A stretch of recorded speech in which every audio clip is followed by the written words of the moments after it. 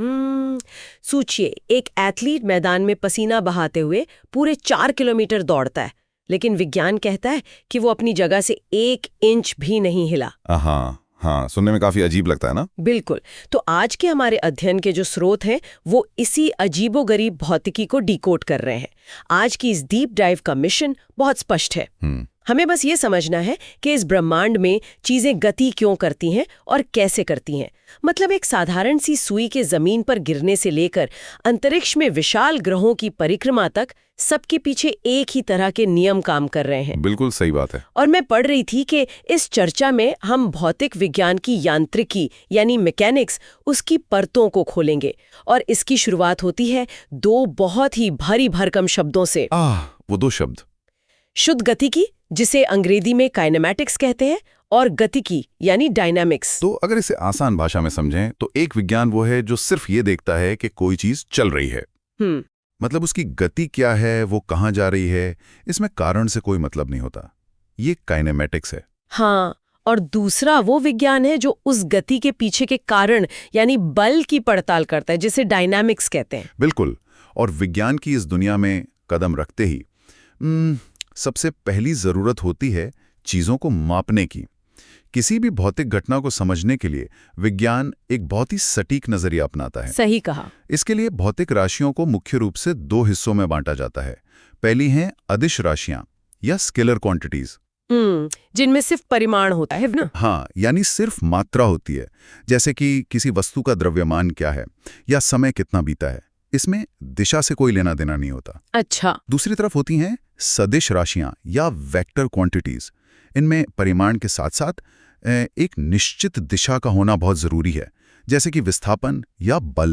मतलब बल सिर्फ ये नहीं बताता कि कितना जोर लगाया गया, बल्कि ये समझना ज्यादा अहम है कि जोर किस दिशा में लगाया गया है। बिल्कुल, दिशा बहुत अहम है। तो चलिए इसे थोड़ा डिकोड करते हैं। अदिश और सदिश राशियों का ये अंतर सुनने में थोड़ा किताबी लग सकता है, लेकिन रोजमर्रा की दुनिया में इसका असर बहुत ही हैरान करने वाला होता है। बिल्कुल। इसी से उस एथलीट वाले सवाल का जवाब मिलता है जिसका जिक्र मैंने शुरुआत में किया था। हाँ, वो 4 किलोमीटर वाला।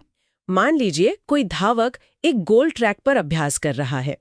वो पसीना बहाते हुए पूरे ट्रैक के 10 चक्कर लगाता है और अंत में बिल्कुल उसी स्टार्ट लाइन पर आके खड़ा हो जाता है जहां से उसने दौड़ शुरू की थी।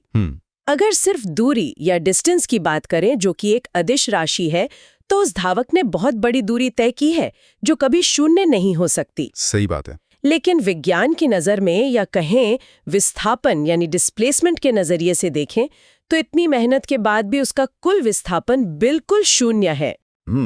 और यहाँ जो बात सबसे दिलचस्प है वो यह है कि विस्थापन का ये शून्य होना हमें बताता है कि विज्ञान दिशा को कितनी अहमियत देता है। हाँ, क्योंकि विस्थापन सिर्फ शुरुआत और अंत की स्थिति के बीच की न्यूनतम सीधी दूरी देखता है। बिल्कुल, विस्थापन एक सदिश राशि है। इसी तरह चाल यानी स्पीड और वेग यानी वेलोसिटी, उसका अंतर भी समझा जा सकता है। चाल एक अदिश राशि है। मतलब वो बस ये बताती है कि कोई चीज कितनी तेज चल रही है। हाँ, जैसे कोई गाड़ी 100 किलोमीटर प्रति घंटे के रफ्तार से चल रही है, लेकिन क्या वो गाड़ी एक सीधी सड़क पर चल रही है या किसी गहरी खाई की तरफ बढ़ रही है? अरे हाँ, दिशा तो पता ही नहीं है। वही तो, जब उस चाल के साथ एक निश्चित दिशा जुड़ जाती है तो वो वेग बन जाता है। और किसी वस्तु के वेग में जब भी कोई बदलाव होता है, चाहे वो तेजी आना हो या दिशा का बदलना हो, तो उसे त्वरण या एक्सेलरेशन कहते हैं। अच्छा, तो अगर किसी चलती हुई गाड़ी में अचानक ब्रेक लगाया जाए तो उसकी गति धीमी होने लगती है। वेग के इस घटने की दर को विज्ञान की भाषा में क्या कहेंगे? उसे मंदन या रिटार्डेशन कहा जाता है। असल में ये कोई नई चीज नहीं है, बल्कि ये ऋणात्मक त्वरण ही है। मतलब नेगेटिव एक्सेलरेशन। हाँ, यानी त्वरण गति की दिशा के विपरीत काम कर रहा है। गति को मापने के ये सभी बुनियादी पैमाने हैं जो हमें बताते हैं कि चीजें कैसे चल रही हैं। लेकिन कोई भी रुकी हुई चीज खुद ब खुद तो चलने नहीं लगती, और कोई चलती हुई चीज अचानक अपनी दिशा या गति नहीं बदलती। बिल्कुल नहीं। इसके लिए किसी बाहरी दखल की जरूरत होती है। इस दखल को भौतिकी की भाषा में असंतुलित बल या अनबैलेंस्ड फोर्स कहते हैं। जिसे अगर किसी मेज पर रखी किताब को दोनों तरफ से बराबर ताकत से धकेला जाए तो वो अपनी जगह से नहीं हिलेगी, क्योंकि परिणामी बल शून्य है। सही कहा। विस्थापन या त्वरण पैदा करने के लिए उस संतुलन को तोड़ना पड़ता है। और यहीं पर आइजैक न्यूटन के नियम पूरी तस्वीर को साफ करते हैं, है ना? बिल्कुल। बल, जिसे न्यूटन में मापा जाता है, वो कारक है जो किसी वस्तु की गति या दिशा को बदल सकता है। और ये बल हमेशा ऐसा नहीं होता जिसे हम अपने हाथों से लगाते हैं। अच्छा। जैसे घर्षण का बल यानी फ्रिक्शन, ये एक संपर्क बल है। मतलब ये तभी काम करता है जब दो सतहें एक दूसरे को छू रही हों। इसका एक बेहतरीन प्राकृतिक उदाहरण हवा का प्रतिरोध है। हवा भी एक तरह का घर्षण और दबाव डालती है। हाँ। और इस हवा के बल और वेग को मापना बहुत जरूरी है। इसके लिए एनीमोमीटर नाम के उपकरण का इस्तेमाल किया जाता है। एनीमोमीटर का जिक्र हमारे स्रोतों में भी है, जो बताता है कि प्रकृति में बल कैसे काम कर रहे हैं। दिलचस्प है। और जब हम गति को नियंत्रित करने वाले न्यूटन के नियमों की बात करते हैं, तो पहला नियम बहुत ही व्यवहारिक है, जड़त्व का नियम, यानी लॉ ऑफ इनर्शिया। हाँ, ये तो बहुत मशहूर है। कोई वस्तु तब तक अपनी विराम अवस्था या एक समान गति में रहना चाहती है जब तक उस पर कोई बाहरी असंतुलित बल ना लगाया जाए। भारी वस्तु का जड़त्व अधिक होता है। वे जो कर रही हैं वही करते रहना चाहती हैं। बिल्कुल सही पकड़ा आपने। जैसे अगर किसी गंदे कंबल को डंडे से पीटा जाए या जोर से झटका जाए, तो कंबल तो आगे पीछे होता है, लेकिन धूल के कण अपने जड़त्व के कारण वहीं रुके रहना चाहते हैं। और नतीजा ये होता है कि वे कंबल से बाहर आ जाते हैं। या फिर किसी चलती बस के अचानक रुकने पर अंदर बैठे लोगों का आगे की तरफ झुक जाना। हाँ, क्योंकि शरीर का निचला हिस्सा बस के साथ रुक जाता है, लेकिन ऊपरी हिस्सा गति के जड़त्व के कारण आगे बढ़ता रहता है। वाह! अब जड़त्व के इस सिद्धांत को न्यूटन का दूसरा नियम एक गणितीय रूप देता है। यह नियम सिर्फ यह नहीं बताता कि बल क्या है, बल्कि ये सिखाता है कि बल को मापा कैसे जाए। वो F = ma वाला सूत्र। हाँ, बल वस्तु के द्रव्यमान और त्वरण के गुणनफल के बराबर होता है। अगर इसे बड़ी तस्वीर से जोड़कर देखें, तो किसी भारी वस्तु को तेजी से धकेलने के लिए बहुत ज्यादा बल की जरूरत होगी। बिल्कुल, लेकिन ये नियम संवेग यानी मोमेंटम में बदलाव की दर के बारे में गहरी बात कहता है। संवेग किसी वस्तु के द्रव्यमान और वेग का गुणनफल है। अरे, यहाँ मुझे एक बहुत ही दिलचस्प प्रतियोगी परीक्षा का सवाल याद आ रहा है, जो अक्सर लोगों को फंसा देता है। अच्छा, कौन सा सवाल? क्रिकेट के मैदान में जब कोई क्षेत्र रक्षक यानी फील्डर हवा में उड़ती हुई तेज गेंद का कैच लपकता है, तो वह अपने हाथों को गेंद के साथ साथ थोड़ा पीछे की तरफ खींच लेता है। बहुत ही क्लासिक स्थिति है। अक्सर ये धारणा होती है कि यह न्यूटन के तीसरे नियम यानी हर क्रिया की समान और विपरीत प्रतिक्रिया होती है, उसका उदाहरण है। क्या ये सही है? मैं खुद कई बार इस उलझन में रही हूँ। ये विज्ञान के छात्रों के लिए एक बहुत ही बड़ा ट्रैप है। कैच लेते समय हाथ पीछे खींचना तीसरे नियम का उदाहरण बिल्कुल नहीं है। अच्छा। ये असल में संवेग परिवर्तन, दूसरे नियम और आवेग यानी इम्पल्स, उसके संबंध का बेहतरीन उदाहरण है। इम्पल्स वो क्या होता है? जब कोई बहुत बड़ा बल बहुत ही कम समय के लिए काम करता है तो उसे आवेगी बल कहते हैं। जब क्रिकेट की गेंद तेजी से आती है तो उसका संवेग बहुत ज्यादा होता है। तेज वेग की वजह से। बिल्कुल।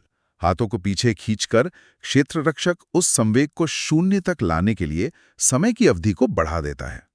दूसरे नियम के अनुसार समय बढ़ जाने से हाथों पर लगने वाले बल का प्रभाव काफी कम हो जाता है और खिलाड़ी को चोट नहीं लगती। अरे वाह! मतलब वो समय बढ़ाकर बल को कम कर रहा है।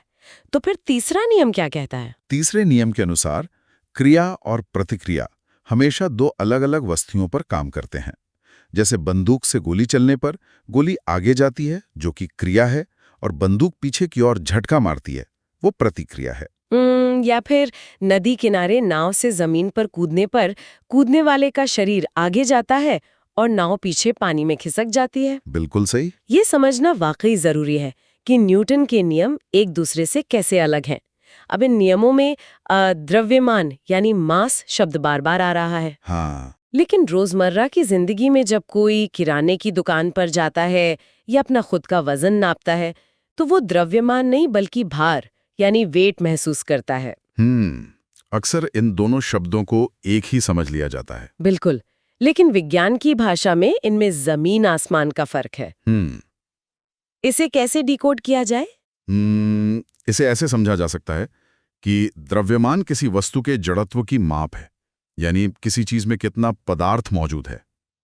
ये एक अदिश राशि है और पूरे ब्रह्मांड में कभी नहीं बदलती। अच्छा, मतलब फिक्स रहती है। हाँ, अगर किसी इंसान के शरीर का द्रव्यमान पृथ्वी पर 60 किलोग्राम है, तो चांद पर, मंगल ग्रह पर या अंतरिक्ष के किसी भी कोने में वह 60 किलोग्राम ही रहेगा। लेकिन भार तो बदल जाता है ना? बिल्कुल। भार पूरी तरह से एक अलग कहानी है। भार असल में वह गुरुत्वीय बल है जो कोई खगोलीय पिंड किसी वस्तु पर लगाता है। इसका सूत्र है W = mg, जहां m द्रव्यमान है और g गुरुत्वीय त्वरण है। क्योंकि g का मान हर ग्रह या स्थान पर अलग होता है, इसलिए भार भी बदलता रहता है। उदाहरण के लिए, चंद्रमा का आकार और द्रव्यमान पृथ्वी से कम है, इसलिए उसका गुरुत्वाकर्षण भी कम है। तो वहां वजन कम महसूस होगा। हाँ, चंद्रमा पर किसी भी चीज का भार पृथ्वी के भार का लगभग 1/6 यानी 1/6 रह जाता है। तो यहाँ से चीजें सच में बहुत दिलचस्प हो जाती हैं। अगर भार सिर्फ गुरुत्वाकर्षण और त्वरण का खेल है, तो इसका अनुभव तो हम रोजमर्रा की जिंदगी में भी करते हैं। वो कैसे? किसी थ्रिलर फिल्म की सीन की कल्पना करते हैं। मान लीजिए कोई इंसान एक गगनचुंबी इमारत के लिफ्ट में खड़ा है। लिफ्ट वाला अनुभव। हाँ। जब लिफ्ट अचानक ऊपर की तरफ तेजी से चलना शुरू करती है, तो ऐसा लगता है जैसे पैर जमीन में धंस रहे हैं। शरीर अचानक बहुत भारी हो गया है। और जब लिफ्ट तेजी से नीचे आती है, तो पेट में अजीब सी हलचल होती है, मानो वजन अचानक कम हो गया हो। बिल्कुल, ये बहुत ही आम अनुभव है। हम रोज लिफ्ट में सफर करते हुए भौतिकी के इन आभासी भार यानी अपैरेंट वेट के नियमों को जीते हैं, बिना ये जाने कि विज्ञान की भाषा में उस पल के लिए हमारा वजन बदल रहा है। इस आभासी भार का विज्ञान बहुत ही सटीक है। भार सिर्फ वो बल नहीं है जो शरीर नीचे लगा रहा है, बल्कि यह वो बल है जो सतह वापस ऊपर की ओर लगाती है। मतलब रिएक्शन फोर्स? हाँ, जब लिफ्ट ऊपर की ओर त्वरित होती है या एक्सेलरेट होती है, तो लिफ्ट का फर्श पैनों पर गुरुत्वाकर्षण से ज्यादा बल लगाता है। इसलिए आभासी भार बढ़ता हुआ प्रतीत होता है। और नीचे आते समय फर्श का ये बल कम हो जाता है, जिससे हल्कापन महसूस होता है। लेकिन ध्यान रहे, अगर लिफ्ट एक समान वेग से यानी कांस्टेंट वेलोसिटी से चल रही हो, तो कोई त्वरण नहीं होता और भार बिल्कुल सामान्य लगता है। लेकिन सबसे डरावना परिदृश्य तब बनता होगा जब लिफ्ट की डोरी टूट जाए। अरे हाँ, वो फ्री फॉल की स्थिति होती है, मुक्त रूप से नीचे गिरना। ऐसे में लिफ्ट और इंसान दोनों समान त्वरण से नीचे गिर रहे होते हैं। फर्श इंसान के पैरों पर कोई प्रतिक्रिया बल नहीं लगा पाता और आभासी भार बिल्कुल शून्य हो जाता है। शून्य मतलब वेटलेसनेस। बिल्कुल, इसे ही भारहीनता कहते हैं। और एक और मजेदार लेकिन खतरनाक बात है, अगर किसी वजह से लिफ्ट का नीचे की ओर त्वरण प्राकृतिक गुरुत्वीय त्वरण यानी G उससे भी ज्यादा हो जाए, तो अंदर खड़ा व्यक्ति फर्श से उठकर सीधा छत से जा टकराएगा। उफ, ये तो सच में किसी एक्शन फिल्म का सीन लग रहा है। खैर, बल का काम सिर्फ वजन महसूस कराना या लिफ्ट में इंसान को डराना नहीं है। भौतिकी में बल का एक बहुत ही व्यवहारिक पहलू भी है। जब कोई बल किसी वस्तु में विस्थापन पैदा करता है, तो विज्ञान की भाषा में उसे कार्य या वर्क कहा जाता है। और ये कार्य सीधे तौर पर ऊर्जा यानी एनर्जी से जुड़ा है। इस कार्य को मापना भौतिकी के सबसे अहम हिस्सों में से एक है। कार्य का सूत्र होता है W = Fs cos थीटा, जहां F बल है, S विस्थापन है और थीटा बल और विस्थापन की दिशा के बीच का कोण है। ठीक है। और यहीं से एक बहुत ही रोचक और थोड़ा निराशाजनक तथ्य सामने आता है। निराशाजनक तथ्य? वो कैसे? एक वेटर की कल्पना करें, जो किसी बड़े रेस्तरां में भोजन से भरी एक भारी भरकम ट्रे को बिल्कुल सीधा पकड़े हुए रेस्तरां के एक कोने से दूसरे कोने तक जा रहा है। काफी मेहनत का काम है। उसे पसीना आ रहा है, उसकी ऊर्जा खर्च हो रही है, लेकिन विज्ञान कहता है कि गुरुत्वाकर्षण के खिलाफ उसने बिल्कुल शून्य कार्य किया है। एक मिनट, इतनी मेहनत के बाद भी कार्य शून्य, ऐसा क्यों? क्योंकि वेटर उस ट्रे को ऊपर की तरफ पकड़े हुआ है, यानी उसका बल ऊपर के दिशा में काम कर रहा है, लेकिन वो चल क्षैतिज दिशा में यानी हॉरिजॉन्टल डायरेक्शन में रहा है। अच्छा, तो एंगल का चक्कर है। बिल्कुल, बल और विस्थापन के बीच ठीक 90 डिग्री का कोण बन रहा है और त्रिकोणमिति में cos 90 का मान 0 होता है। इसलिए भले ही शरीर थक जाए, भौतिकी की नजर में बल की दिशा में कोई ऊर्जा स्थानांतरित नहीं हुई। ये तो उन लोगों के लिए बहुत बड़ा धोखा है जो भारी सामान ढोते हैं। लेकिन इस काम को करने के लिए शरीर जो क्षमता इस्तेमाल करता है उसे ऊर्जा कहते हैं। गति के कारण उत्पन्न होने वाली ऊर्जा को गतिज ऊर्जा या काइनेटिक एनर्जी कहते हैं, और किसी वस्तु की स्थिति या आकार में बदलाव के कारण संचित ऊर्जा को स्थितिज ऊर्जा यानी पोटेंशियल एनर्जी कहते हैं, जैसे खींचे हुए धनुष की डोरी में। एकदम सही। और इन दोनों के योग को यांत्रिक ऊर्जा कहा जाता है। ऊर्जा के साथ एक बहुत बड़ा नियम भी जुड़ा है, ऊर्जा संरक्षण का नियम, यानी law of conservation of energy. ये तो बहुत बेसिक नियम है ना। हाँ, ये ब्रह्मांड के सबसे बुनियादी उसूलों में से एक है।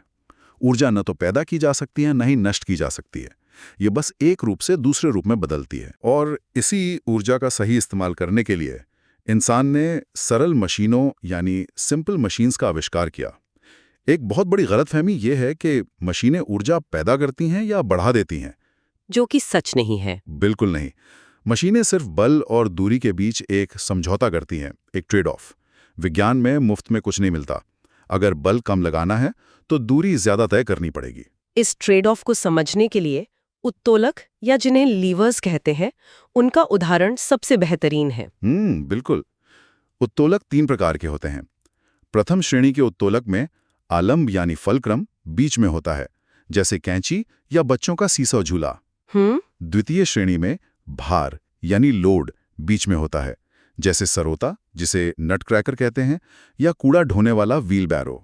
और तृतीय श्रेणी के उत्तोलक में प्रलास यानी एफर्ट बीच में होता है, जैसे कि चिमटी या ट्विजर्स। हाँ, एकदम सही। करती है वो ये है कि मशीनें सिर्फ लोहे या प्लास्टिक की नहीं होती। हमारी खुद की बाँ यानी ह्यूमन आर्म एक तृतीय श्रेणी का उत्तोलक है। अरे हाँ, ये बहुत ही अच्छा उदाहरण है। कोहनी एक आलम की तरह काम करती है। हथेली पर हम भार उठाते हैं और मांसपेशियां यानी बाइसेप्स बीच से प्रयास या बल लगाती हैं। इंसान का शरीर खुद चलते फिरते भौतिकी का एक जीता जागता उदाहरण है। अगर हम इसे और बड़े परिप्रेक्ष्य में देखें तो इंसान की बाँ और कैंची के स्तर पर भौतिकी को समझने के बाद चर्चा का दायरा ब्रह्मांडीय स्तर तक बढ़ाया जा सकता है। वो कैसे? जो नियम हमारी रसोई या रेस्टोरेंट में काम कर रहे हैं, वही नियम पूरे ब्रह्मांड को चला रहे हैं। तो इसका मतलब क्या है? ब्रह्मांड के स्तर पे ये नियम कैसे लागू होते हैं? यहाँ सबसे बड़ा खिलाड़ी है गुरुत्वाकर्षण का सार्वत्रिक नियम, universal law of gravitation. Newton ने बताया कि इस ब्रह्मांड में हर पिंड दूसरे पिंड को आकर्षित कर रहा है। भौतिकी में गुरुत्वाकर्षण को समझने के लिए 2 तरह के जी को समझना जरूरी है। अच्छा, वो बड़ा जी और छोटा जी? हाँ, एक है बड़ा जी यानी सार्वत्रिक गुरुत्वाकर्षण नियतांक, जिसका मान पूरे ब्रह्मांड में एक समान रहता है। वैज्ञानिक हेनरी कैवेंडिश ने अपने बेहद संवेदनशील प्रयोगों से इस जी और पृथ्वी के द्रव्यमान की सटीक गणना की थी। और दूसरा है छोटा जी यानी स्थानीय गुरुत्वीय त्वरण। यह छोटा जी स्थान के साथ बदलता रहता है। ये पृथ्वी पर भी बदलता है ना? हाँ, हमारी पृथ्वी पूरी तरह से गोल नहीं है, ये ध्रुवों पर थोड़ी चपटी है।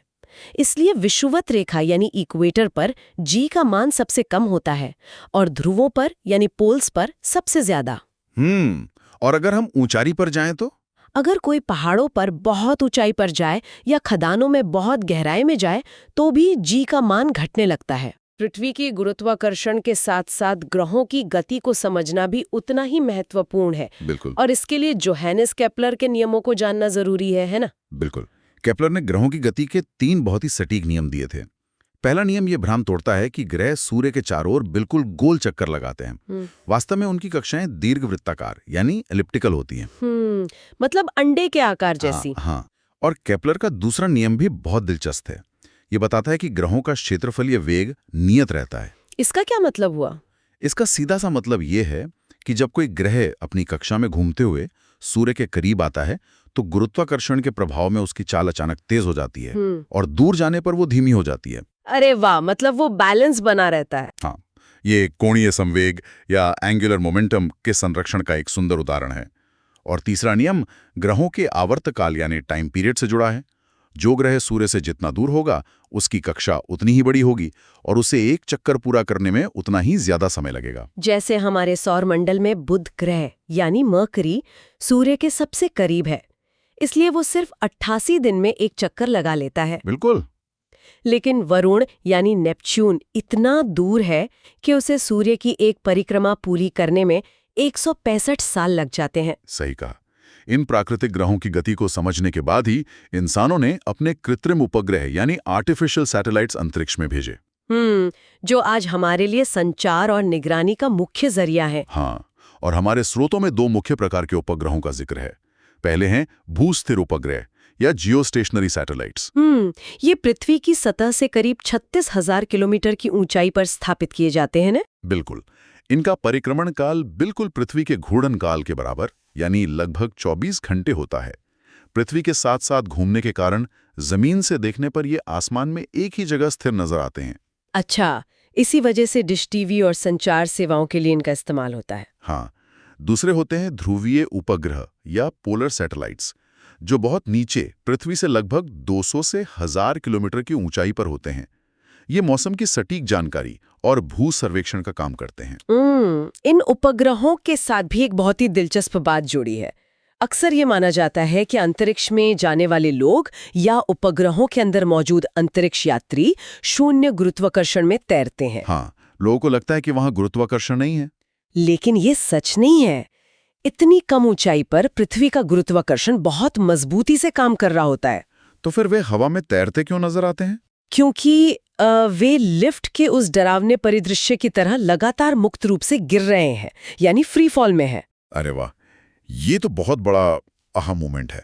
उपग्रह और उसके अंदर बैठा इंसान दोनों पृथ्वी की ओर गिर रहे हैं, लेकिन उनकी आगे की ओर जाने की गति इतनी तेज होती है कि वे पृथ्वी की गोलाई के साथ साथ गिरते रहते हैं और कभी जमीन से नहीं टकराते। वे अनंत काल तक गिरते रहते हैं।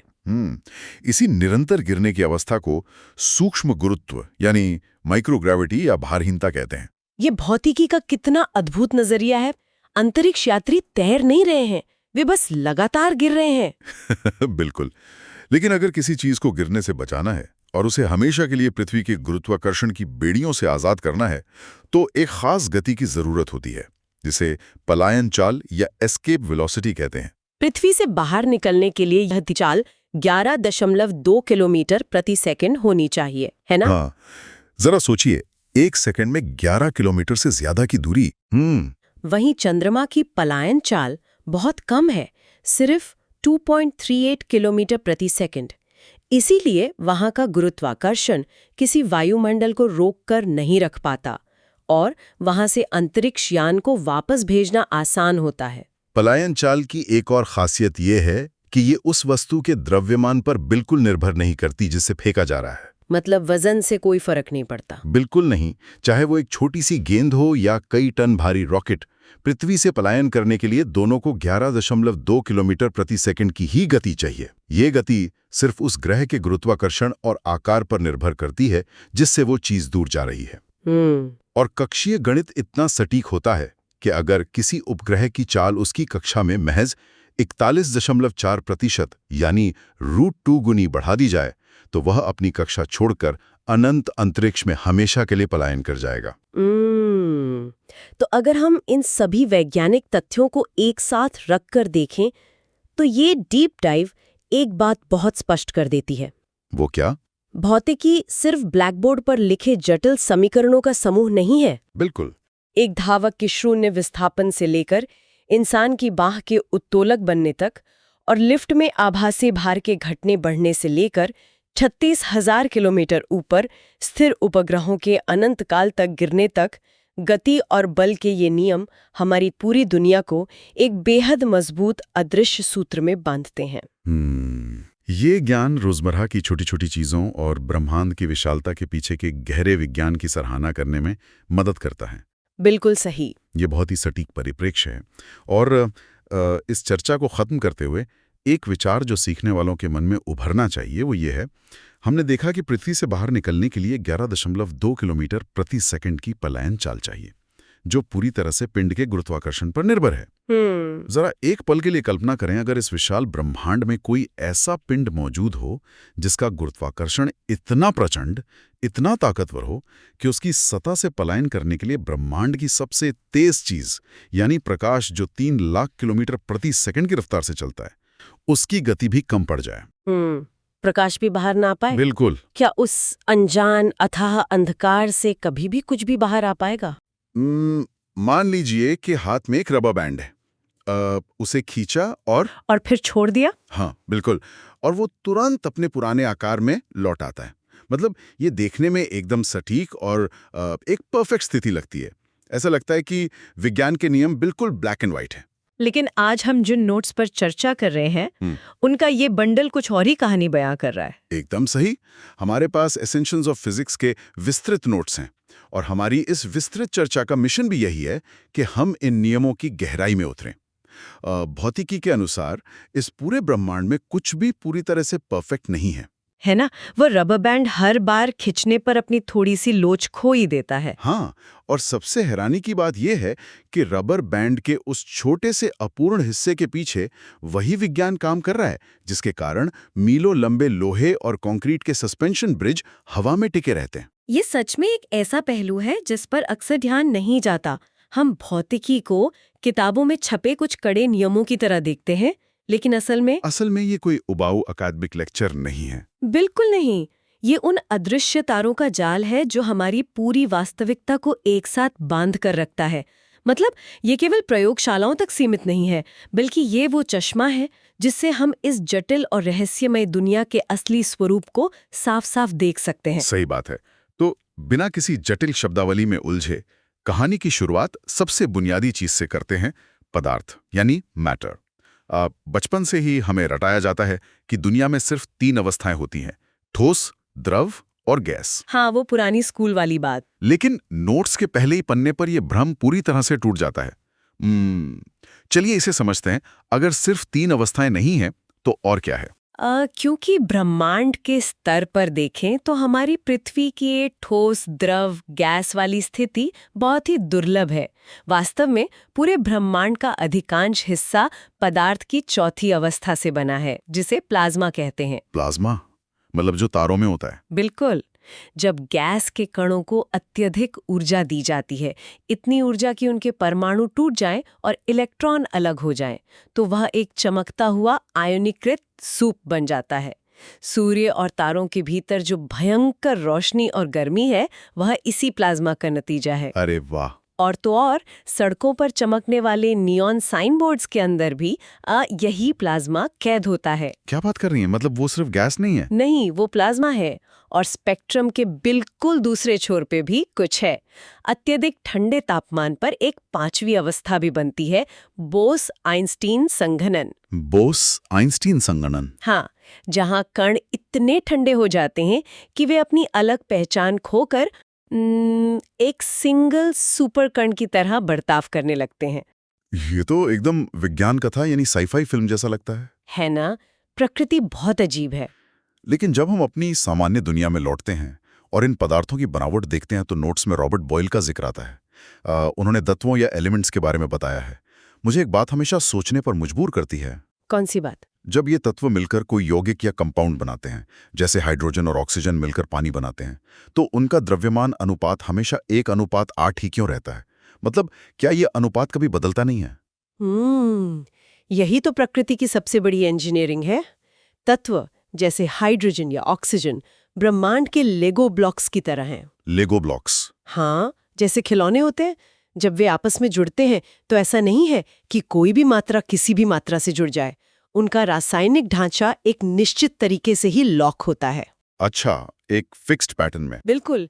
अगर वो 1:8 का अनुपात बिगड़ा तो बनने वाला पदार्थ पानी नहीं बल्कि कुछ और ही बन जाएगा, जैसे हाइड्रोजन परऑक्साइड। प्रकृति बहुत ही कड़े नियमों पर चलती है। चलिए इसे समझते हैं। अगर प्रकृति के नियम इतने ही कड़े हैं तो फिर पदार्थ टूट क्यों जाते हैं? मतलब जब हम ठोस पदार्थों की बात करते हैं तो प्रत्यास्थता या इलास्टिसिटी का जिक्र आता है। हाँ, हुक का नियम। सही। हुक का नियम बताता है कि एक सीमा तक वस्तु को खींचने पर वो वापस आ जाएगी। लेकिन नोट्स स्पष्ट करते हैं कि पूर्ण प्रत्यास्थ और पूर्ण सुघट्टे जैसी चीजें असल में होती ही नहीं है। और यहाँ सबसे रोचक बात यह है कि पूर्णता या परफेक्शन सिर्फ एक गणितीय आदर्श है। मतलब रियल लाइफ में ऐसा कुछ नहीं है? नहीं, हम क्वार्ट्ज फाइबर को पूर्ण प्रत्यास्थ के सबसे करीब मानते हैं और साधारण पुट्टी या गीली मिट्टी को पूर्ण सुघट्टे के करीब, जो खींचने पर वापस नहीं लौटती। हाँ, पुट्टी तो वैसे ही रह जाती है। बिल्कुल। लेकिन असल दुनिया में हर सामग्री के परमाणुओं के बीच एक सीमा होती है। जब किसी वस्तु पर प्रतिबल यानी स्ट्रेस डाला जाता है तो उसमें विकृति यानी स्ट्रेन आती है। और हुक का नियम कहता है कि ये दोनों एक दूसरे के समानुपाती होते हैं। एकदम सही। लेकिन प्रतिबल और विकृति का ये अनुपात सिर्फ किताबों या रबर बैंड तक सीमित तो नहीं होगा? बिल्कुल नहीं। ये पुलों और गगनचुंबी इमारतों के निर्माण का सबसे बड़ा आधार है। अच्छा, वो कैसे? जब इंजीनियर किसी पुल का डिजाइन बनाते हैं तो वे ठीक ठीक गणना करते हैं कि जब उस पुल से भारी ट्रक गुजरेंगे या तेज हवा चलेगी तो उसका स्टील कितना खिंचेगा, मतलब उसकी विकृति कितनी होगी। हाँ, और लोड हटने पर क्या वो सुरक्षित रूप से अपनी पुरानी स्थिति में आ पाएगा। अगर उन्हें इस अपूर्ण प्रत्यास्था की समझ न हो तो पुल कुछ ही सालों में कमजोर होकर ढह जाएगा। ये तो बहुत ही डरावना हो सकता है। खैर, ये तो बात हुई ठोस पदार्थों की जो दबाव सहते हैं। लेकिन जब पदार्थ के अणु एक दूसरे की पकड़ ढीली कर देते हैं और बहने लगते हैं तो नियम पूरी तरह बदल जाते हैं। हाँ, द्रवों का व्यवहार बहुत ही रहस्यमयी लगता है। बिल्कुल। उदाहरण के लिए, एक लोहे की भारी सुई पानी पर कैसे तैर सकती है? मतलब लोहा तो पानी से अधिक सघन होता है, उसे तो तुरंत डूब जाना चाहिए। ये द्रव की सतह पर होने वाले एक अदृश्य खेल का नतीजा है जिसे पृष्ठ तनाव या सरफेस टेंशन कहते हैं। सरफेस टेंशन, इसे थोड़ा और आसान भाषा में समझें तो? इसे समझने के लिए द्रव के अंदर के अणुओं को देखना होगा। अंदर के हर अणु को उसके आसपास के अणु चारों तरफ से बराबर खींचते हैं, जिसे संसंजक बल या कोहेसिव फोर्स कहते हैं। ठीक है, चारों तरफ से खिंचाओ।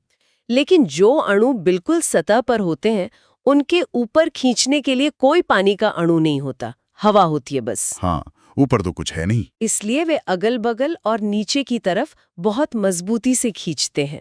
इस खिंचाव के कारण पानी की सतह पर एक तनी हुई अदृश्य झिल्ली बन जाती है। अरे वाह, तो सुई असल में तैर नहीं रही है? नहीं, वो उस अदृश्य झिल्ली पर आराम कर रही है और इसी बल के कारण बारिश की बूंदें सबसे कम जगह घेरने के लिए एकदम गोल आकार ले लेती हैं। ये तो बहुत ही शानदार विजुअल है। लेकिन नोट्स में एक शब्द है, क्रांतिक ताप या क्रिटिकल टेम्परेचर। वहां लिखा है कि इस तापमान पर पृष्ठ तनाव 0 हो जाता है। हाँ, बिल्कुल। तो क्या इसका मतलब है कि अगर पानी बहुत गर्म हो तो वो झिल्ली टूट जाती है? ठीक ऐसा ही होता है। जब द्रव को गर्म किया जाता है तो उसके अणुओं को ऊर्जा मिलती है और वे तेजी से कंपन करने लगते हैं, वाइब्रेट करने लगते हैं। हाँ, और ये कंपन उनके आपसी खिंचाव, उसी संसंजक बल को कमजोर कर देता है। क्रांतिक ताप वो बिंदु है जहां अणुओं के बीच का ये खिंचाव पूरी तरह टूट जाता है और सतह की वो झिल्ली गायब हो जाती है। एकदम सही। इसीलिए कपड़े धोते समय गर्म पानी और डिटर्जेंट का इस्तेमाल होता है। अच्छा, तो वे मिलकर पानी के पृष्ठ तनाव को इतना कम कर देते हैं कि पानी कपड़ों के सबसे बारीक रेशों के अंदर तक घुसकर मैल निकाल सके। बिल्कुल, ये सब सरफेस टेंशन का खेल है। पानी की इस ताकत का एक और उदाहरण केशिकत्व या कैपिलैरिटी में दिखता है। हाँ, वो भी बहुत दिलचस्प है। गुरुत्वाकर्षण के विपरीत पानी का पौधों की जड़ों से ऊपर पत्तियों तक पहुंचना या लालटेन की बत्ती में तेल का ऊपर चढ़ना, ये सब आसंजिक बल या एडेसिव फोर्सेस यानी द्रव और नली की सतह के बीच के खिंचाव का परिणाम है। सही कहा। लेकिन तो यहाँ बात सच में बहुत दिलचस्प हो जाती है जब नोट शांता यानी गाढ़ेपन, विस्कोसिटी की बात करते हैं। शांता द्रव की परतों के बीच का आंतरिक घर्षण है। जैसे शहद पानी के मुकाबले बहुत अधिक श्यान होता है। हाँ, ये बात तो समझ में आती है कि गर्म होने पर शहद पतला हो जाता है और आसानी से बहने लगता है। लेकिन गैसों के मामले में नोट्स कुछ ऐसा कहते हैं जो एकदम उल्टा लगता है। गैसों की शांता, हाँ, लिखा है कि तापमान बढ़ने पर गैसों की शांता बढ़ जाती है। मतलब गैसें गर्म होने पर अधिक गाढ़ी या शान कैसे हो सकती हैं? ऊष्मा तो उन्हें और अधिक स्वतंत्र कर देनी चाहिए। ये विरोधाभास लगता है, लेकिन इसके पीछे का मैकेनिज्म बहुत ही तार्किक है। कैसे? मैं बताती हूँ। द्रवों में अणु करीब होते हैं, गर्मी उन्हें दूर करती है और वे आसानी से फिसलते हैं। लेकिन गैसों में अणु पहले से ही बहुत दूर होते हैं। ठीक है। जब गैस को गर्म किया जाता है तो उन अणुओं की गतिज ऊर्जा अचानक बहुत बढ़ जाती है और वे बेतहाशा इधर उधर भागने लगते हैं। इसका मतलब वे एक दूसरे के रास्ते में आने लगते हैं। हाँ, बिल्कुल। कल्पना करें कि कुछ लोग एक बहुत बड़े खाली हॉल में शांति से एक दिशा में जा रहे हैं। कोई किसी से नहीं टकराएगा। हाँ, सब आराम से चलेंगे। लेकिन अगर अचानक सब लोग तेजी से और बेतरतीब ढंग से दौड़ने लगे तो क्या होगा? बहुत सारी टक्करें होंगी, अफरा तफरी मच जाएगी। गैसों में भी यही होता है। उच्च तापमान पर गैस के अणु इतनी तेजी से टकराते हैं कि गैस की एक परत का दूसरी परत के ऊपर से बहना मुश्किल हो जाता है। अरे वाह! ये टक्करों का घर्षण ही गैसों की शांतता बढ़ा देता है। अब ये बात एकदम स्पष्ट हो गई। और हवा के इसी घर्षण के कारण ही आसमान से गिरता पैराशूट एक सीमांत वेग या टर्मिनल वेलोसिटी प्राप्त कर लेता है ना? बिल्कुल, जहां गुरुत्वाकर्षण और हवा का घर्षण बराबर हो जाते हैं और गिरने की गति स्थिर हो जाती है। ये तो बात हुई शांत और बहते हुए द्रवों की। अब तक हमने स्थिर या केवल बहते हुए द्रवों की बात की, लेकिन जब हवा या पानी पूरी ताकत से गति में होते हैं तो वे कैसा दबाव डालते हैं? यहाँ बर्नौली का प्रमेय आता है। हाँ, बर्नौली का प्रमेय यहाँ एक बहुत अजीब स्थिति पैदा करता है। जब तूफान आता है तो अक्सर घरों की टिन की छतें उड़ जाती हैं। सामान्य समझ तो ये कहती है कि हवा छत को दबा रही होगी, लेकिन छत ऊपर की तरफ उड़ती है। ऐसा क्यों? अगर हम इसे व्यापक संदर्भ से जोड़ें तो बर्नौली का सिद्धांत असल में ऊर्जा के संरक्षण का ही एक रूप है। अच्छा। नियम ये है कि जहां तरल, हवा या पानी की गति बढ़ती है वहां उसका दबाव कम हो जाता है। गति बढ़ेगी तो दबाव कम होगा। हाँ, तो तूफान के दौरान छत के ऊपर से हवा बहुत तेजी से गुजर रही होती है, जिससे छत के ऊपर दबाव बहुत कम हो जाता है। और घर के अंदर? घर के अंदर हवा स्थिर है, इसलिए वहां दबाव बहुत ज्यादा होता है। अब प्रकृति हमेशा संतुलन चाहती है, इसलिए अंदर की उच्च दबाव वाली हवा छत को ऊपर की तरफ कम दबाव वाले क्षेत्र में धकेल देती है। ये ठीक वैसा ही अनुभव है जब कोई व्यक्ति रेलवे प्लेटफॉर्म के किनारे खड़ा हो और एक तेज एक्सप्रेस ट्रेन गुजरे। हाँ, बहुत सटीक उदाहरण है। अचानक ऐसा लगता है जैसे कोई अदृश्य ताकत ट्रैक की ओर खींच रही है, लेकिन असल में वो खिंचाव नहीं है। बिल्कुल नहीं। ट्रेन के साथ चलने वाली तेज हवा सामने का दबाव कम कर देती है और व्यक्ति के पीछे मौजूद स्थिर हवा का भारी दबाव उसे आगे की तरफ धक्का दे रहा होता है। ये तो बहुत ही आम अनुभव है। बिल्कुल, और यही वो सिद्धांत है जिसके बल पर सैकड़ों टन भारी हवाई जहाज हवा में टिके रहते हैं। हवाई जहाज भी इसी पे काम करते हैं? हाँ, उनके पंखों का आकार ऐसा होता है कि ऊपर हवा तेज बहे और दबाव कम हो जाए, ताकि नीचे की हवा पंखों को ऊपर की ओर लिफ्ट दे सके। क्या बात है। और क्रिकेट में तेज गेंदबाज जो गेंद को हवा में स्विंग कराते हैं, जिसे मैग्नस प्रभाव कहते हैं, वो भी हवा के इसी दबाव के अंतर का खेल है। और दबाव की ही बात करें तो पानी के अंदर आर्किमिडीज का सिद्धांत आता है। एक लोहे की छोटी सी कील डूब जाती है, लेकिन हजारों टन लोहे का जहाज तैरता रहता है। नोट्स कहते हैं कि ये विस्थापित पानी का खेल है, लेकिन इसका असल मैकेनिज्म क्या है? इसे ऐसे समझा जा सकता है कि पानी अपनी जगह वापस पाना चाहता है। मतलब? जब कोई वस्तु पानी में डाली जाती है तो वो वस्तु पानी को हटाकर अपनी जगह बनाती है, लेकिन वो हटाया गया पानी वापस अपनी मूल जगह पर आने के लिए उस वस्तु पर नीचे से ऊपर की ओर एक बल लगाता है। अच्छा, जिसे उत्प्लावक बल या बॉयंसी कहते हैं। बिल्कुल सही। तो जहाज को इस तरह से आकार दिया जाता है कि वो अंदर से खोखला हो और बहुत बड़ी मात्रा में पानी को हटाए। हाँ, वो हटाया गया पानी जितना ज्यादा होगा, उसका जहाज को ऊपर धकेलने का बल उतना ही मजबूत होगा। जहाज का कुल घनत्व हटाए गए पानी के घनत्व से कम हो जाता है, इसलिए वो तैरता है। और इसी कारण से नदी के मुकाबले समुद्र के खारे पानी में तैरना आसान होता है। एकदम सही। समुद्र का पानी खनिजों के कारण पहले से ही अधिक सघन और भारी होता है, इसलिए जब हम उसे हटाते हैं तो वो हमें वापस ऊपर की तरफ ज्यादा ताकत से धकेलता है। घनत्व की बात चली है तो नोट्स में पानी के 4 डिग्री सेल्सियस वाले नियम का जिक्र है। ये बहुत ही असाधारण बात है। हाँ, ये प्रकृति का एक बहुत बड़ा रहस्य है। आमतौर पर चीजें ठंडी होने पर सिकुड़ती हैं और भारी होती जाती हैं, लेकिन पानी के मामले में जब वो ठंडा होकर 4 डिग्री पर पहुंचता है तो उसका घनत्व सबसे ज्यादा होता है। और उसके बाद? पर जैसे ही वो उससे और ठंडा होकर बर्फ बनता है तो वो अजीब तरीके से फैलने लगता है और उसका घनत्व कम हो जाता है। इसीलिए बर्फ पानी पर तैरती है। और ये कोई मामूली बात नहीं है।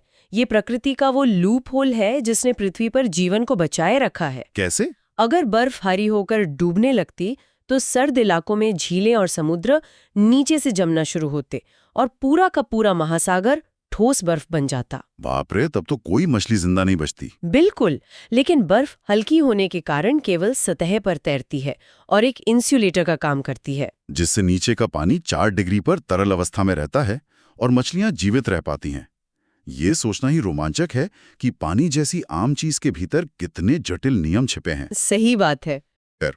अब इन द्रवों और गैसों से बाहर निकलकर उस ऊर्जा की बात करते हैं जो हमें यह सब देखने में मदद करती है, प्रकाश। अब भौतिकी के इतिहास में प्रकाश हमेशा एक पहेली रहा है। नोट्स आइंस्टीन की थ्योरी का जिक्र करते हैं जो प्रकाश की द्वैत प्रकृति की बात करती है।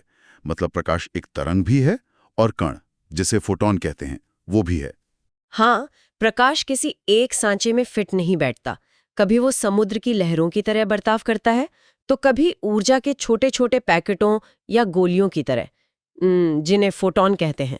और इसकी गति अंतरिक्ष के निर्वात में लगभग 3 लाख किलोमीटर प्रति सेकंड है, जो ब्रह्मांड की अंतिम गति सीमा है। बिल्कुल, इससे तेज कुछ नहीं हो सकता।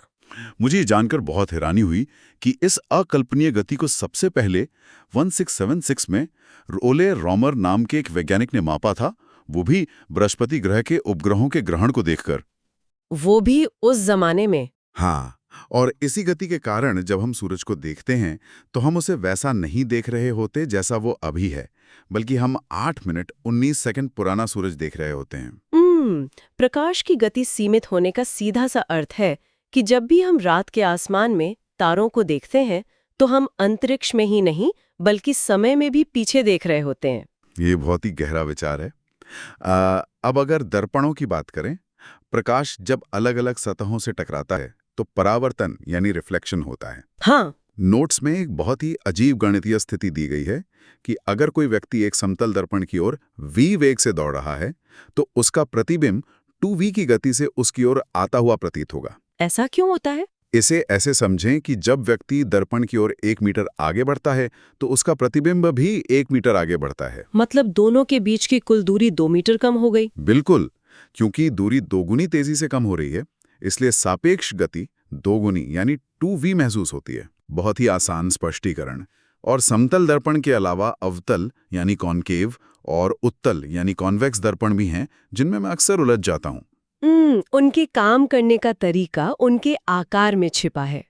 अवतल दर्पण गुफा की तरह अंदर की ओर मुड़ा होता है, जो प्रकाश की सभी किरणों को इकट्ठा करके एक बिंदु पर केंद्रित कर देता है। ओहो, इसलिए ENT डॉक्टर इसका इस्तेमाल कान या गले के संकरे हिस्सों में रोशनी डालने के लिए करते हैं। सही पकड़ा। वहीं उत्तल दर्पण बाहर की ओर उभरा होता है, जो प्रकाश को फैला देता है। इसलिए गाड़ियों के रियर व्यू मिरर उत्तल होते हैं ताकि ड्राइवर एक छोटे से शीशे में पीछे के बहुत बड़े इलाके को देख सके। एकदम सही। लेकिन सबसे बड़ा जादू तब होता है जब प्रकाश किसी चीज से टकराकर वापस लौटने के बजाय उसके आर पार निकल जाता है और अपना रास्ता बदल लेता है, जिसे अपवर्तन या रिफ्रैक्शन कहते हैं। हाँ, माध्यम बदलने पर प्रकाश मुड़ जाता है। इसी वजह से पानी में पड़ा सिक्का थोड़ा ऊपर उठा हुआ दिखता है। और इसी का एक बहुत ही शानदार रूप है पूर्ण आंतरिक परावर्तन या टोटल इंटरनल रिफ्लेक्शन। पूर्ण आंतरिक परावर्तन के लिए 2 शर्तें होती हैं। वो क्या? प्रकाश को सघन माध्यम जैसे कांच या पानी से विरल माध्यम जैसे हवा में जाना होता है। जब प्रकाश की किरण एक खास क्रांतिक कोण से अधिक तिरछी होकर सतह से टकराती है तो वो बाहर निकलने के बजाय उसी माध्यम के अंदर वापस परावर्तित हो जाती है। बिल्कुल। मुझे नोट्स में इसका ऑप्टिकल फाइबर वाला उदाहरण सबसे बेहतरीन लगा। मतलब ऐसा लगता है जैसे ऑप्टिकल फाइबर के अंदर प्रकाश किसी बोसलेट की तरह है। अरे हाँ, बर्फ वाली स्लेज। हाँ, जैसे बर्फ के घुमावदार ट्रैक पर एक स्लेज दीवारों से टकराता हुआ पूरी गति से आगे बढ़ता है, लेकिन कभी ट्रैक से बाहर नहीं गिरता। ये एक बहुत सटीक एनालॉजी है। ठीक वैसे ही प्रकाश फाइबर के अंदर की दीवारों से पूर्ण रूप से टकराता हुआ मीलों दूर तक बिना अपनी तीव्रता खोए चलता रहता है। हमारा आज का पूरा इंटरनेट इसी सिद्धांत पर काम कर रहा है। और अपवर्तन का ही एक और जादुई रूप हम तब देखते हैं जब प्रकाश प्रिज्म या बारिश की बूंदों से गुजरकर रंगों में बढ़ जाता है, जिसे वर्ण विक्षेपण या डिस्पर्शन कहते हैं। इंद्रधनुष इसी का परिणाम है। हाँ। नोट्स में इंद्रधनुष के बारे में एक बारीक विवरण है। प्राथमिक इंद्रधनुष में लाल रंग सबसे ऊपर और बैंगनी सबसे नीचे होता है। और द्वितीयक में कभी कभी जो दूसरा धुंधला इंद्रधनुष दिखता है उसमें रंगों का क्रम उल्टा होता है, क्योंकि उसमें पानी की बूंद के अंदर प्रकाश का 2 बार पूर्ण आंतरिक परावर्तन होता है। ये बहुत ही अद्भुत घटना है। इसके अलावा एक और घटना है, प्रकीर्णन या स्कैटरिंग, जब प्रकाश वायुमंडल के कणों से टकराकर चारों दिशाओं में बिखर जाता है। रैले के प्रकीर्णन के नियम के अनुसार रंग कैसे बिखरेंगे यह उनकी तरंग दैर्ध्य या वेवलेंथ पर निर्भर करता है। नीले रंग की तरंग दैर्ध्य बहुत छोटी होती है, इसलिए जब सूर्य का प्रकाश वायुमंडल में प्रवेश करता है तो नीला रंग हवा के अणुओं से टकराकर पूरे आसमान में बिखर जाता है, जिससे आसमान नीला दिखाई देता है। और लाल रंग? लाल रंग की तरंग दैर्ध्य सबसे लंबी होती है, वो बिना ज्यादा बिखरे सीधे आगे निकल जाता है। यही कारण है कि सूर्योदय और सूर्यास्त के समय सूरज लाल दिखता है। बिल्कुल। उस समय सूरज क्षितिज के पास होता है और प्रकाश को हम तक पहुंचने के लिए वायुमंडल की बहुत मोटी परत पार करनी पड़ती है। नीला रंग रास्ते में ही बिखर कर खत्म हो जाता है और केवल लाल रंग ही हमारी आंखों तक पहुंच पाता है। और बादलों का सफेद होना? क्योंकि बादलों में पानी की बड़ी बूंदें होती हैं जो सभी रंगों को समान रूप से प्रकीर्णित कर देती हैं, और जब सारे रंग वापस मिल जाते हैं तो वो फिर से सफेद बन जाता है। सही बात है। और ये सारी जानकारी हमारे मस्तिष्क तक कैसे पहुंचती है? आंखों के जरिए। हाँ, हमारी आंखें इस प्रकाश को डिकोड करती हैं। आंखों के रेटिना पर असल में दुनिया का उल्टा प्रतिबिंब बनता है, जिसे हमारा दिमाग सीधा करके समझता है। नोट्स बताते हैं कि हमारी आंखों में 2 तरह के सेंसर होते हैं, शंकु और छड़, यानी कोन्स और रॉड्स। शंकु कोशिकाएं हमें रंग दिखाती हैं और छड़ कोशिकाएं हमें रात के अंधेरे में कम रोशनी में देखने में मदद करती हैं। लेकिन जब आंख का आकार थोड़ा बदल जाता है तो चश्मे की जरूरत पड़ती है। निकट दृष्टि दोष यानी मायोपिया में दूर की चीजें धुंधली हो जाती हैं और इसके लिए अवतल लेंस का उपयोग होता है। लेकिन ऐसा क्यों? ये लेंस काम कैसे करता है? निकट दृष्टि दोष में असल में आंख का गोलाकार आकार थोड़ा लंबा हो जाता है। अच्छा, अंडाकार जैसा? थोड़ा सा। इस वजह से जो प्रकाश रेटिना पर केंद्रित होना चाहिए था वो रेटिना से ठीक पहले ही केंद्रित हो जाता है। तो अवतल लेंस क्या करता है? एक अवतल लेंस प्रकाश की किरणों को आंख में प्रवेश करने से ठीक पहले थोड़ा सा फैला देता है। इससे प्रकाश का फोकस बिंदु पीछे खिसक जाता है और ठीक रेटिना पर जाकर पड़ता है, जिससे छवि साफ हो जाती है। तो इन सब का क्या मतलब है? मतलब जब हम रंगों के इस पूरे विज्ञान को देखते हैं, कहा जाता है कि अगर हरे प्रकाश में एक लाल गुलाब को देखा जाए तो वो एकदम काला दिखाई देगा। क्या वस्तुओं का अपना कोई रंग होता ही नहीं है? बिल्कुल, और ये एक महत्वपूर्ण सवाल खड़ा करता है।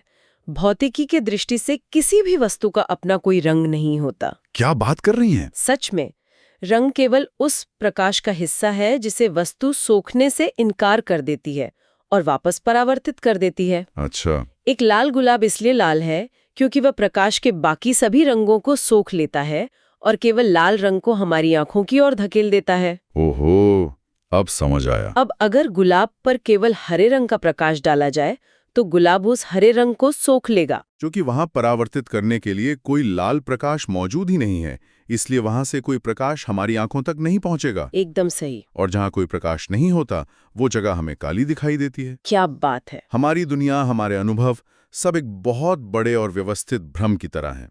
पानी की एक बूंद के आकार से लेकर हवा के दबाव तक और प्रकाश के मुड़ने से लेकर आंखों के उसे समझने तक हमारा पूरा अस्तित्व भौतिकी के इन अद्भुत नियमों पर टिका है। बिल्कुल टिका है। हुक का नियम, बर्नौली का सिद्धांत, प्रकाश का प्रकीर्णन, ये सिर्फ वैज्ञानिकों के लिए नहीं है, ये हमारी वास्तविकता का ऑपरेटिंग सिस्टम है।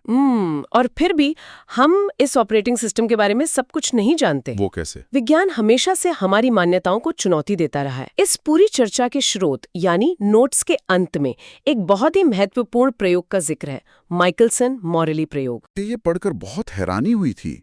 मतलब क्या उस समय के वैज्ञानिकों को सच में लगता था कि पूरे अंतरिक्ष में कोई अदृश्य जेली या माध्यम भरा हुआ है? हाँ, बिल्कुल। उस समय के सबसे मेधावी मस्तिष्कों का मानना था कि जैसे ध्वनि को चलने के लिए हवा या पानी की जरूरत होती है, बिना माध्यम के ध्वनि यात्रा नहीं कर सकती। सही, तो वैसे ही प्रकाश को भी यात्रा करने के लिए किसी न किसी माध्यम की आवश्यकता होनी चाहिए। प्रकाश निर्वात में कैसे चल सकता है, ये उनकी समझ से बाहर था। तो उन्होंने मान लिया कि ब्रह्मांड में कुछ तो है। हाँ, उन्होंने मान लिया कि पूरे ब्रह्मांड में ईथर नाम का एक अत्यंत सूक्ष्म और दृश्य माध्यम मौजूद है। माइकलसन और मॉर्ले ने एक बेहद संवेदनशील उपकरण बनाया ताकि जब पृथ्वी इस ईथर के समुद्र से गुजरे तो प्रकाश की गति में आने वाले मामूली बदलाव को मापा जा सके। लेकिन उन्हें कुछ नहीं मिला, शून्य। कुछ भी नहीं। उस प्रयोग ने साबित कर दिया कि ईथर का कोई वजूद ही नहीं है।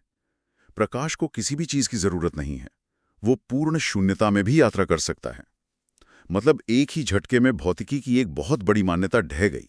और उसी असफल प्रयोग ने आगे चलकर एल्बर्ट आइंस्टाइन के सापेक्षता के सिद्धांत यानी थ्योरी ऑफ रिलेटिविटी के लिए दरवाजे खोल दिए, जिसने ब्रह्मांड के बारे में हमारी समझ को हमेशा के लिए बदल दिया। और यही वो विचार है जिसे आज की इस चर्चा के अंत में विचार करने के लिए छोड़ना चाहिए।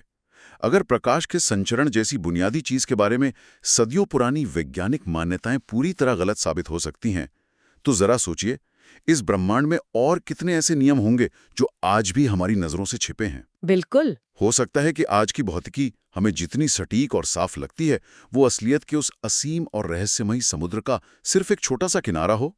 क्या पता कल कोई नया प्रयोग हो जो हमारी आज की सामान्य भौतिकी की पूरी समझ को ही चुनौती दे डाले। यह विज्ञान की सबसे खूबसूरत बात है। हर जवाब अपने साथ 10 नए सवाल लेकर आता है। एकदम सही बात है। तो अगली बार जब कोई आसमान का नीला रंग देखे या किसी विशाल पुल से गुजरे, तो ये याद रखना चाहिए कि वहां बहुत कुछ ऐसा हो रहा है जो आंखों से दिखाई नहीं देता, लेकिन पूरी दुनिया को थामे हुए है। आज के इस विस्तृत अध्ययन में बस इतना ही।